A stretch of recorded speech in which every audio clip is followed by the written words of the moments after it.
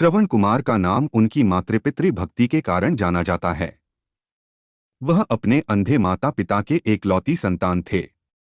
एक बार जब वह अपने माता पिता के लिए जलाशय से जल लेने के लिए गए तब राजा दशरथ के एक बाण के कारण उनकी मृत्यु हो गई थी। जब भी बात माता पिता की सेवा करने की आती है तो श्रवण कुमार का नाम सबसे पहले आता है। यह बात त्रेतायुग की है, जब भगवान राम के जन्म से थोड़े समय पहले श्रवण कुमार नाम का एक लड़का था।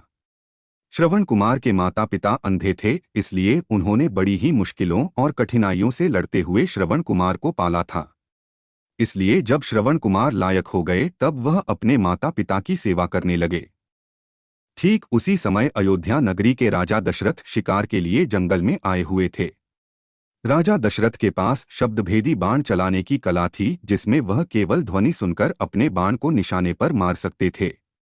श्रवण कुमार पानी भर रहे थे। उनके बर्तन से निकलने वाली ध्वनि जब दशरथ ने सुनी तो उन्होंने सोचा कि वह कोई पशु है जो कि जल पी रहा है। यही सोचकर राजा दशरथ ने उस ध्वनि की तरफ अपना बाण छोड़ दिया।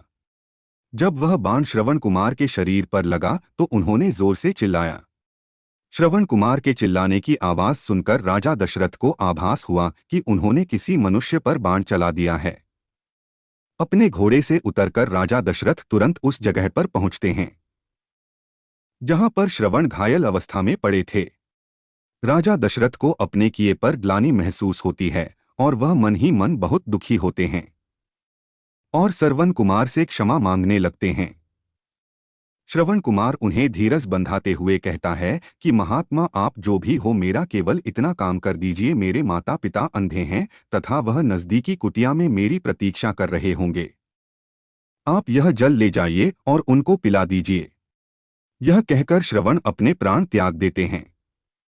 अपना मुख शर्म से नीचा करके राजा दशरथ श्रवण कुमार से वह जल का पात्र लेकर उसके माता पिता के पास पहुंचते हैं। वहां पहुंचकर जब राजा दशरथ उन्हें जल पीने के लिए कहते हैं तब वह दोनों उनसे पूछते हैं कि उनका बेटा श्रवण कहाँ है।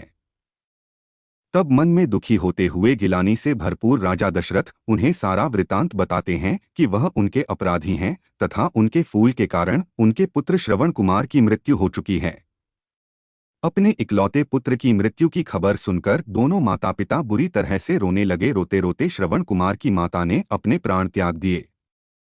तब श्रवण के पिता ने राजा दशरथ से कहा, हे राजन, तुम्हारे एक भूल के कारण मेरे पूरे परिवार का विनाश हो गया। पहले मेरा पुत्र मारा गया और अब मेरी पत्नी ने भी प्राण त्याग दिए, तो अब मैं भी अपने प्राण त्यागने जा रहा हूँ। इसलिए मैं तुझे श्राप देता हूँ कि जिस तरह आज मैंने अपने पुत्र के वियोग में अपने प्राण त्यागे हैं, उसी तरह तू भी भविष्य में एक दिन अपने पुत्र के वियोग में प्राण त्याग देगा। राजा दशरथ को यह श्राप देते हुए श्रवण के पिता भी अपने प्राण त्याग देते हैं। उसके बाद मैं दुख और ग्लानि से भरे हुए राजा दशरथ उन तीनों का अंतिम संस्कार करते हैं।